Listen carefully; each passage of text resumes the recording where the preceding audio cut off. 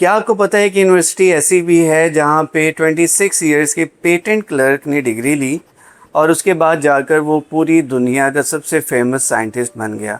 उसका नाम था Albert Einstein, none other than. और सबसे इम्पॉर्टेंट बात यह है, ये यूनिवर्सिटी आज भी दुनिया की सबसे ज़्यादा टॉप रैंक यूनिवर्सिटीज़ में शुमार होती है विद जस्ट ऑलमोस्ट 20,000 के अराउंड अबाउट यहाँ पे स्टूडेंट्स इनरोल्ड हैं, जिसका मतलब है कि बहुत ही टैलेंटेड और बहुत ही सिलेक्टेड और बहुत ही एलीट क्राउड। तो चलिए शुरू करते हैं इस यूनिवर्सिटी के बारे में। आपको आज मैं सारा कुछ बताऊंगा, चाहे आप इस यूनिवर्सिटी के बारे में पहले से जानना चाहते थे या फिर क्यूरोसिटी में ये वीडियो देख रहे हैं हिस्ट्री जानने के लिए। तो चलिए शुरू करते हैं।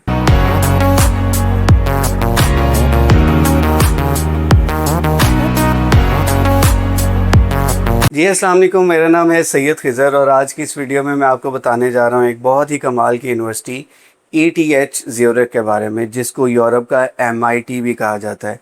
ये 1855 में बनी थी और ये एक स्विट्ज़रलैंड के सिटी ज़्यूरिख में मौजूद है, जो कि यूरोप का सबसे ज़्यादा सेफेस्ट और क्लीनेस्ट सिटी भी माना जाता है। ये एक पब्लिक यूनिवर्सिटी है जो कि कंसिस्टेंटली जो है दुनिया की टॉप 10 रैंकिंग्स में आती है और इसके स्पेशली जो इंजीनियरिंग और टेक्नोलॉजी के जो फील्ड्स हैं वो तो दुनिया के टॉप 1 या 2 की रैंकिंग में आते हैं।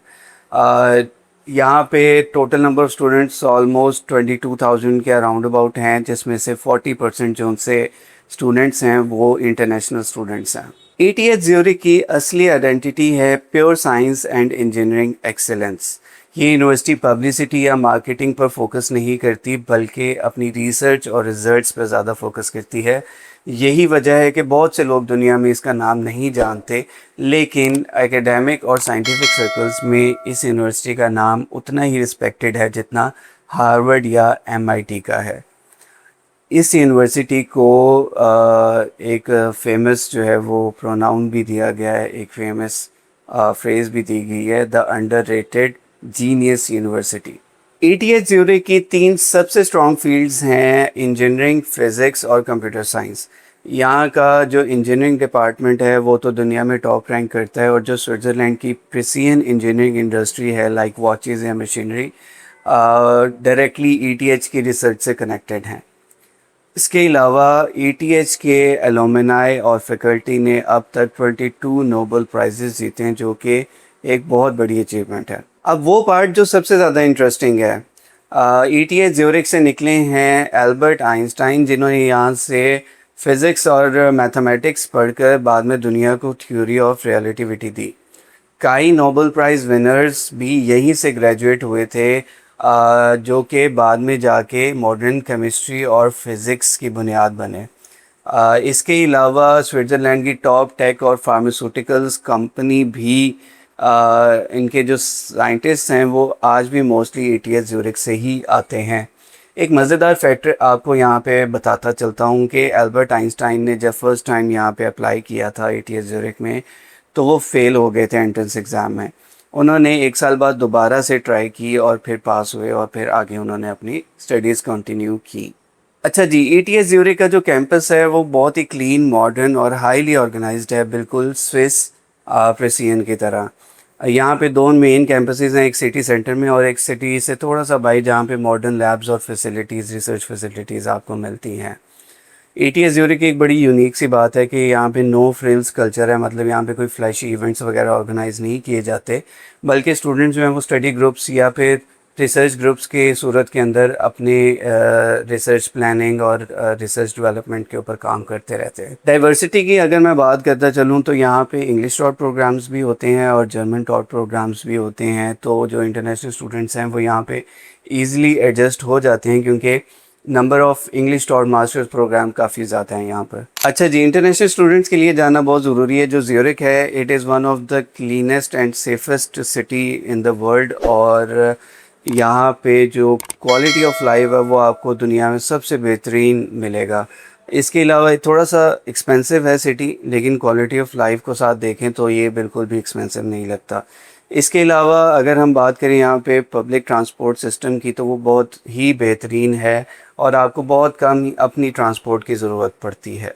इसके अलावा स्विट्ज़रलैंड के जो माउंटेन्स और लेक्स हैं और ख़ूबसूरती है वो इस शहर से थोड़ा सा ही दूर है, तो आप थोड़ा सा ट्रैवल करके वीकेंड्स के वो भी इंजॉय कर सकते हैं। अच्छा जी, ETH ज़्यूरिख के बारे में जो सबसे ज़्यादा सरप्राइजिंग बात मुझे लगी है वो ये है कि यहाँ की tuition fee as compared to जो बाकी इस लेवल की यूनिवर्सिटीज़ की देखी जाए तो ना होने के बराबर है।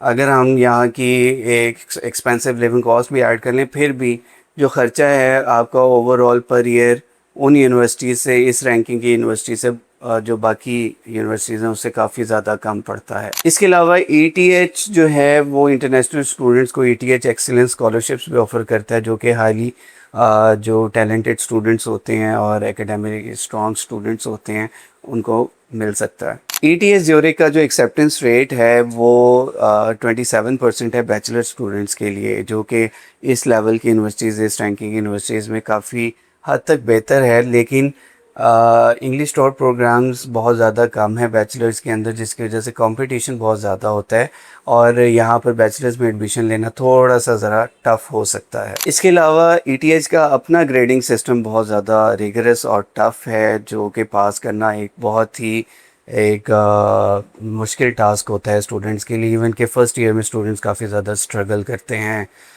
इसके अलावा एक इनसाइडर टिप ये है कि अगर यहाँ पे आप अप्लाई करना का सोच रहे हैं तो आप कोशिश करें कि मास्टर्स वाले स्टूडेंट्स यहाँ पे अप्लाई करें, क्योंकि मास्टर्स में ज़्यादा नंबर ऑफ़ कोर्सेज़ हैं इंग्लिश टॉट।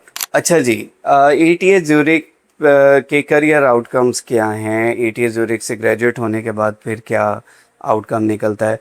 अगर आप यहाँ से ग्रेजुएट हो जाते हैं तो नॉर्मली आपकी स्टार्टिंग सैलरी $90,000 से लेके $120,000 तक होती है, जो कि दुनिया में सबसे one of the most highly starting page में से एक है।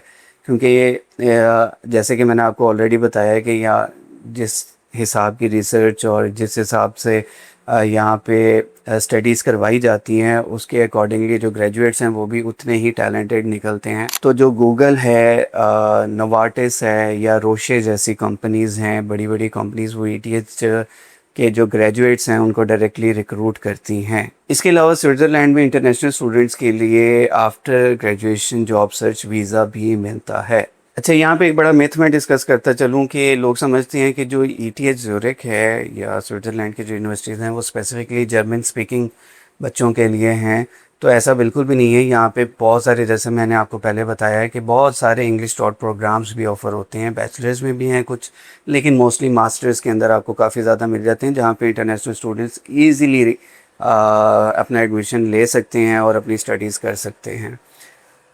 So last but not the least, क्या ETH सबके लिए है? तो जो स्टूडेंट्स ज़्यादातर फोकस अपना रखना चाह रहे हैं रिसर्च की तरफ, डेवलपमेंट की तरफ, एकेडमिक्स की तरफ और पढ़ाई की तरफ, तो और हाई क्वालिटी और फिर एजुकेशन की तरफ, तो वो ज़रूर ETH ज़रूर को कंसिडर कर सकते हैं।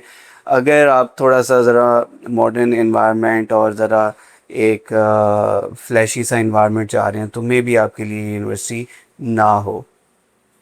So that was all for today's video, that was all for ETH Zurich. हो सकता है कि आपको ये वीडियो काफ़ी ज़्यादा इंफॉर्मेटिव लगी हो और आपकी नॉलेज में इजाफा हो। अगर हुआ है तो हमारे चैनल को ज़्यादा से ज़्यादा सब्सक्राइब करें, शेयर करें अपने फ्रेंड्स के साथ, क्योंकि हम इसी तरह की इंफॉर्मेटिव वीडियोस आपके लिए लाते रहते हैं, एजुकेशनल वीडियोस आपके लिए लाते रहते हैं।